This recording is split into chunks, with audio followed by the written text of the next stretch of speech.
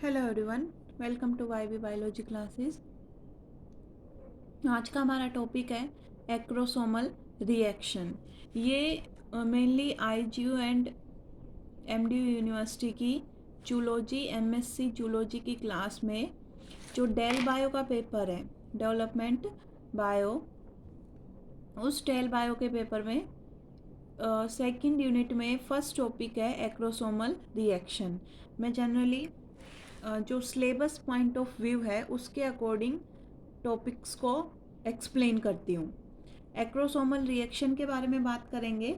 Acrosomal reaction हम अलग अलग ऑर्गेनिज्म में पढ़ेंगे, लाइक कि सैकोग्लोसिस जो कि हेमिकोडेटा का मेंबर है, और जैसे ब्लेनोग्लोसिस है वैसे ही सैकोग्लोसिस हेमिकोडेटा का, और सी अर्चिन के केस में, दूसरे मैमल के केस में। तो हम शुरुआत करते हैं एक्रोसोमल रिएक्शन की। पहले हम बात करेंगे सैकोग्लोसिस की। तो सैकोग्लोसिस के केस में बात करने से पहले एक बार हम जो एक्रोसोमल रिएक्शन है उसके बारे में बात कर ले कि होती क्या है एक्रोसोमल रिएक्शन। तो जो एक्टिवेटेड स्पर्म है, एक्टिवेटेड स्पर्म जब कहाँ पहुँचेगा, एग के पास, तो जो एग की आउटर मेम्ब्रेन्स है, आउटर लेयर्स है, आउटर कवरिंग है, आउटर लेयर या आउटर कवरिंग, आउटर मेम्ब्रेन, जब एक्टिवेटेड स्पर्म कैपेसिटेशन के बाद वो एक्टिवेटेड हो गया, फिजियोलॉजिकल मैच्योरेशन हो गया स्पर्म का, वो किसके पास पहुंचेगा, इन आउटर लेयर ऑफ एग के पास। जब ये इनके कांटेक्ट में आएगा तब यहाँ पर इसका जो एक्रोसोमल रीजन है, स्पर्म के एक्रोसोमल रीजन के अंदर नंबर ऑफ रिएक्शंस होंगी। इस एक्रोसोमल रिएक्शन के अंदर क्या आएंगे, चेंज आएंगे। Activated sperm on reaching the outer layer of egg undergoes a number of change in its acrosomal region।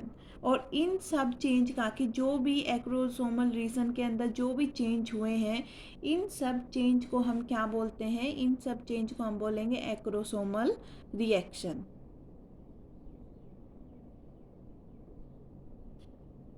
हम बात करते हैं सैकोग्लोसिस के केस में, जो कि क्या है, हेमिकोडेटा का एक मेंबर है। सैकोग्लोसिस हेमिकोडेटा का मेंबर है, उसके केस में हम इस एक्रोसोमल रिएक्शन की बात करने वाले हैं। सबसे पहले ये एक्सप्लेन की थी कोल्विन एंड कोल्विन, दो साइंटिस्ट थे, इन 1967। कोल्विन एंड कोल्विन ने 1967 में सबसे पहले सैकोग्लोसिस के अंदर एक्रोसोमल रिएक्शन को एक्सप्लेन किया था। जैसे ही जो स्पर्म है वो अपना इनिशियल कांटेक्ट बनाएगा एग एनवेलप के साथ, वैसे ही कुछ इवेंट्स होंगे। उन इवेंट्स को हम स्टेप वाइज स्टेप्स पढ़ते हैं। सबसे पहले मैं इन इवेंट्स के नाम लिखती हूँ, फिर हम इन्हें एक्सप्लेन करेंगे। इवेंट्स, पहले क्या होगा, bursting of acrosome. Acrosome burst हो जाएगा, फट जाएगा। उसके बाद क्या होगा, उसमें से क्या रिलीज होंगे, रिलीज ऑफ एक्रोसोमल एंजाइम्स, जो कि लाइटिक इन नेचर है, lytic enzymes, release of lytic enzymes. फिर क्या होगा, उसके बाद बनेगी acrosomal tubule, formation of acrosomal tubule. Fourth step होगा eversion of acrosomal membrane, eversion of acrosomal membrane.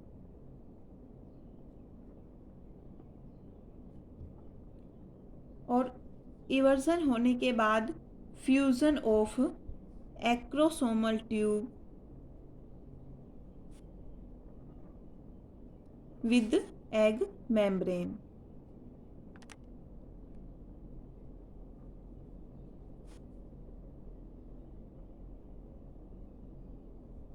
And last में सबसे लास्ट स्टेप होगा फ्यूजन ऑफ, फ्यूजन होने के बाद पैसेज ऑफ स्पर्म कंटेंट।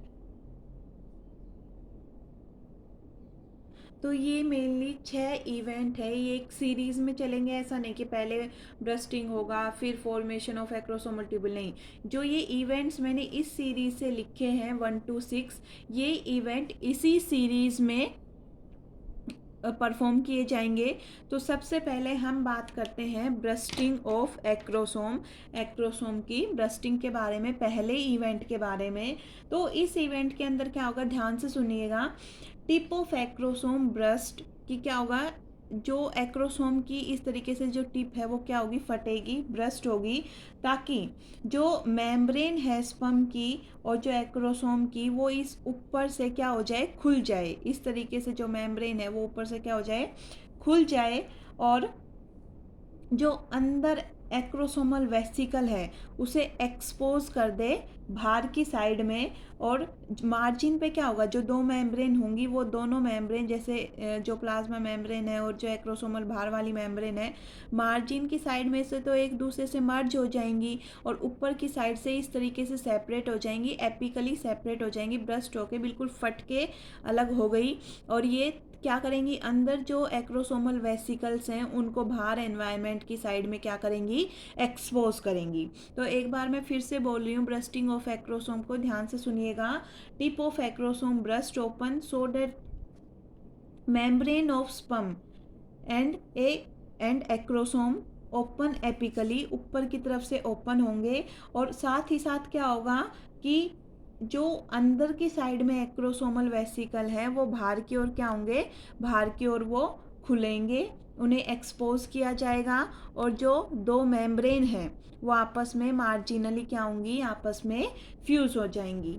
फिर दूसरा स्टेप क्या होगा, रिलीज ऑफ लाइटिक एंजाइम, कि जैसे ही ये इसका ब्रस्टिंग होगा वैसे ही जो एक्रोसोमल ग्रैन्यूल्स हैं वो रिलीज किए जाएंगे, एक्रोसोमल ग्रैन्यूल्स रिलीज किए जाएंगे। और किसके कांटेक्ट में आएंगे, एग एनवेलप के कांटेक्ट में आएंगे। कि भाई यहाँ क्या है, एग है, ये एग की ये ऐसे क्यूमुलस ऊफेरस लगाया ये हमने, ये इस तरीके से क्यूमुलस ऊफेरस है, इसके बीच में ये क्या है, सीमेंटिंग मटेरियल होगा, हायल यूरोनिक एसिड होता है जनरली मैमल के केस में अगर मैं बात करूँ। तो जैसे ही ये जो स्पर्म है वो इसके कांटेक्ट में आया तो इसके अंदर एपिकली क्या होगा, ब्रस्टिंग इवेंट चलेगा। उसके बाद भाई जैसे ही ये ब्रस्ट हुआ तो जो ये ग्रैन्यूल्स हैं, ये जो वेसिकल्स हैं, वेसिकल्स के अंदर क्या भरे हुए हैं, ग्रैन्यूल्स भरे हुए हैं। तो जो एक्रोसोमल ग्रैन्यूल हैं वो रिलीज़ किए जाएंगे। रिलीज़ करते ही वो किसके कांटेक्ट में आएंगे, ये एग के एनवेलप के कांटेक्ट में ही तो आएंगे। कि भाई यहाँ से ये एक्रोसोमल वेसिकल से यहाँ ग्रैन्यूल रिलीज़ किए गए, इस तरीके से ग्रैन्यूल रिलीज़ हुए एक्रोसोम के वेसिकल से, तो ऑब्वियसली वो किसके कांटेक्ट में आएंगे, वो कांटेक्ट में तो एग एनवेलप के ही आएंगे ना। और जो ये ग्रैन्यूल्स हैं ये क्या कंटेन करेंगे, लाइटिक एंजाइम्स को कंटेन करेंगे, जो कि एग एनवेलप के थ्रू रास्ता बनाएगा, पैसेज बनाएगा। और जो एक्रोसोमल ग्रैन्यूल है वो बाद में डिसइंटीग्रेट होके डिसअपियर हो जाएंगे वहाँ से, जब ये यहाँ से पैसेज बना देगा उसके बाद। फिर थर्ड स्टेप क्या होगा, फॉर्मेशन ऑफ एक्रोसोमल ट्यूब्यूल, कि अब किसकी फॉर्मेशन होनी है, एक्रोसोमल ट्यूब्यूल की। तो एक सेलो डिप्रेशन बनेगा, सेलो डिप्रेशन ऑफ एक्रोसोमल मेम्ब्रेन, किसके पास में, क्लोज टू न्यूक्लियस, कि यहाँ न्यूक्लियस है, यहाँ पर एक ट्यूब्यूल की फॉर्मेशन होगी, इस तरीके से एक सेलो डिप्रेशन टाइप की एक्रोसोमल मेम्ब्रेन के पास, ऐसे न्यूक्लियस के पास में एक सेलो डिप्रेशन बनेगा। और ये लंबा होता जाएगा, लंबा होता जाएगा, कितना लंबा होगा, ये लगभग न्यूक्लियस के साइज़ के बराबर चला जाएगा, उससे दुगना, न्यूक्लियस के साइज़ से दुगना। और ये इलोंगेट होगा, न्यूक्लियस के साइज़ से दुगना चला जाएगा। और इसको हम बोलते हैं, क्या बोलते हैं, एक्रोसोमल ट्यूब्यूल। क्या बोलते हैं इसे, एक्रोसोमल ट्यूब्यूल बोलेंगे। जो ये ट्यूब्यूल है ये कितना लंबा जाएगा, लगभग न्यूक्लियस के साइज से दोगुना हो जाएगा। तो ट्यूब्यूल भी बन गया। उसके बाद क्या होगा, इवर्जन ऑफ एक्रोसोमल मेम्ब्रेन। ये सिंपली क्या है, unfolding of already continuous membrane की, जो ऑलरेडी यहाँ जो कंटिन्यूस मेम्ब्रेन है उस वो अनफोल्ड होने लगेगी, उनकी अनफोल्डिंग होने लगेगी। उसके बाद fifth step, fusion of acrosomal tubule with egg membrane की, जो एक्रोसोमल ट्यूब्यूल है वो क्या होगी, जनरली ग्रेजुअली धीरे धीरे एंटर करेगी किसके अंदर, एग के एनवलप के अंदर। एग के एनवलप के अंदर ये ट्यूब्यूल इस तरीके से एंटर करेगी और फिर ये किसे टच करेगी, एग की प्लाज्मा मेम्ब्रेन को। ये क्या है, एग की प्लाज्मा मेम्ब्रेन, अंदर न्यूक्लियस है, ये साइटोप्लाज्म है। इस ट्यूब्यूल क्या करेगी, इस प्लाज्मा मेम्ब्रेन को फ्यूज़ करेगी, इसके साथ फ्यूज़ करेगी। और जैसे ही ये फ्यूज़ करेगी तो इस तरीके से एक पैसेज बन जाएगा। जब वो पैसेज बन जाएगा तो इस पैसेज के थ्रू क्या कर दिया जाएगा कि जो मटेरियल है वो पास ऑन कर दिया जाएगा। लेकिन कैसे, कि भाई ये एग की प्लाज्मा मेम्ब्रेन है ये, और यहाँ पर कौन आया, ये आई ये ट्यूब्यूल। इस ट्यूब्यूल को रिसीव करने के लिए यहाँ पर एग के ऊपर क्या बनेगा, एक कोन ऑफ रिसेप्शन, या फिर हम उसे बोलते हैं फर्टिलाइजेशन कोन। फर्टिलाइजेशन कोन बनेगा या फिर कोन ऑफ रिसेप्शन बनेगा। फर्टिलाइजेशन कोन या फिर कोन ऑफ रिसेप्शन किसके ऊपर बनेगा, एग के ऊपर बनेगा।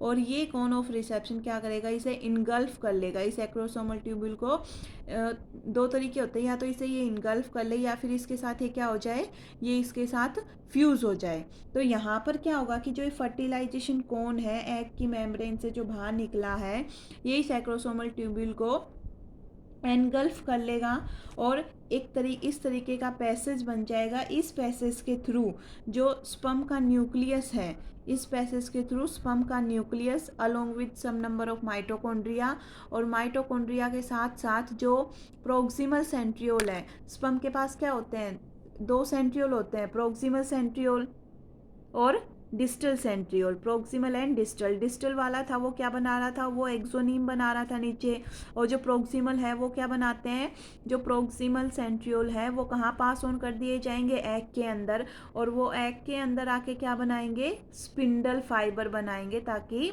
जो सेल डिवीज़न है वो परफॉर्म किया जा सके। तो ये सारी चीज़ें समझ आ गई कि मिडल पीस तक का जो भी मटेरियल है वो एनगल्फ कर लिया जाएगा, बाकी जो टेल है उसे छोड़ दिया जाएगा भारी। तो ये है एक्रोसोमल रिएक्शन किसके केस में, सैकोग्लोसिस के केस में। एक हेमिकोडेटा है सैकोग्लोसिस, उसके केस में कोल्विन एंड कोल्विन ने 1967 में सबसे पहले इसे एक्सप्लेन किया था। ये क्या है कि जो एक्टिवेटेड स्पर्म है, जब वो एग की आउटर जो लेयर है मेम्ब्रेन, उनके कॉन्टेक्ट में आने के बाद उसके एक्रोसोमल रीजन में बहुत सारे नंबर ऑफ चेंजेज आते हैं। उन नंबर ऑफ चेंज को हम क्या बोलते हैं, सारों को मिला के कि एक्रोसोमल रिएक्शन हुई है। कौन कौन सी इवेंट होते हैं इस प्रोसीजर की ड्यूरिंग, ब्रस्टिंग ऑफ एक्रोसोम, कि एक्रोसोम की जो एपिकल मेम्ब्रेन है वो खुल जाएगी, ब्रस्ट हो जाएगी। एक्रोसोमल ग्रेन्यूल है वो बाहर की ओर एक्सपोज होंगे, ग्रेन्यूल्स से फिर लाइटिक एंजाइम्स निकलेंगे, फिर ट्यूब्यूल की फॉर्मेशन होगी, और जो ऑलरेडी क्या है अनफोल्ड मेम्ब्रेन है वो कंटिन्यूसली अनफोल्ड होती रहेंगी, और फ्यूज़न ऑफ एक्रोसोमल ट्यूब्यूल होगा किसके साथ, एग की मेम्ब्रेन के साथ। और जो कंटेंट है वो सारा स्पर्म का मिडल पीस तक किस में डाल दिया जाएगा, एग के साइटोप्लाज्म के अंदर रिलीज कर दिया जाएगा। तो ये है एक्रोसोमल रिएक्शन किसके केस में, सैकोग्लोसिस के केस में। अगली वीडियो में हम बात करेंगे सी अर्चिन के केस में। इसके अलावा मैं कुछ मैमल्स का भी बता देती हूँ कि एक दो लाइन्स और हैं, वो भी आप ऐड ऑन कर लीजिए इसी में ही, कि acrosomal reaction in other animals. थोड़ा सा बता देती हूँ इसके बारे में, सिर्फ 2-3 लाइन है कि acrosomal reaction in other animals. दूसरे एनिमल के केस में अगर हम बात करें, जैसे मैं बात करूँ नेरिस की, in case of Nereis, Nereis के केस में क्या है कि एक्रोसोमल रोड प्रेजेंट होती है at the place of acrosomal tubule. बाकी सारी चीज़ें सेम है, क्या एक्रोसोमल रोड प्रेजेंट होगी at place of acrosomal tubule. ये था नेरिस के केस में। दूसरा हम बात करें कि हाइड्रोजोवन के केस में एक्रोसोमल ट्यूब्यूल है, जो ये एक्रोसोमल ट्यूब्यूल है, ये सैकोग्लोसिस में तो double the size of nucleus थी, लेकिन जो हाइड्राजोवंस हैं, हाइड्रोजोवंस के केस में ये कितनी है, शॉर्ट है। और ये ऐसी सिर्फ ऐसी नहीं, इसके बहुत सारे इस तरीके से प्रोजेक्शन निकले हुए हैं, मैनी प्रोजेक्शंस प्रेजेंट है, और ये कैसी है, शॉर्ट है हाइड्रोजोन्स के केस में। मैमल्स के केस में हम बात करें तो ये देखो, एक नेरिस के केस में बात की है, हाइड्रोजोन के केस में बात की है। अब हम बात करें मैमल्स के केस में, तो मैमल्स के अंदर जो एक्रोसोमल ट्यूब्यूल है वो नहीं बनती, यहाँ एक्रोसोमल रोड बनती है, यहाँ शॉर्ट बनेगी एक्रोसोमल ट्यूब्यूल, उसके बहुत सारे प्रोजेक्शन होंगे। यहाँ पर एक्रोसोमल ट्यूब्यूल नहीं बनती हैं। जो एक्रोसोमल और एग मेम्ब्रेन है वो आपस में eight their point of contact, जैसे ये मेम्ब्रेन है और स्पर्म आया, जहाँ पर इन दोनों का पॉइंट ऑफ कांटेक्ट है, ये दोनों आपस में डिसोल्व हो जाएंगे, इनका फ्यूज़न हो जाएगा। फ्यूज़न होने की वजह से आपस में क्या हो गई, डिसोल्व हो गई। तो ये कुछ दूसरे एनिमल में है सैकोग्लोसिस से अलग। अब हमारा जो सिलेबस के अकॉर्डिंग टॉपिक है उसमें अभी थोड़ा बचा है एक्रोसोमल रिएक्शन का, हम सी अर्चिन के केस में बात करेंगे, और सिग्नल ट्रांसडक्शन की, जो एक्रोसोमल रिएक्शन का सिग्नल है वो कैसे आगे ट्रांसडक्ट होगा, हमें सिर्फ इतनी बात और करनी है।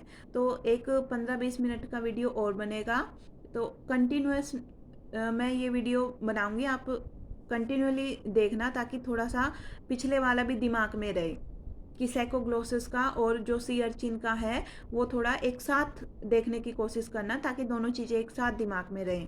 Thank you.